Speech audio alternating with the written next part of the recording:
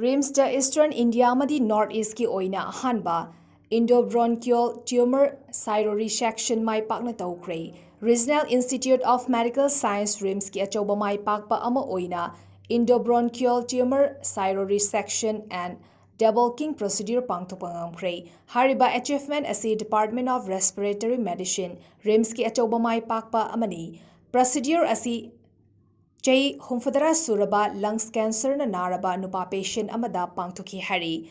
Patient gi fibam su khudong thiningai oidre hari. Nakalamaromda Rims na sinduna free health camp ama pangthokre. Ngasi pangthokiba thoramadu school gi mahairoi sing amadi internally displaced family sing da hena khudong chaba piki. Camp adu Maizrao Model English School da Swachhata Action Plan 2025-26 ki manung channa pangthokibani.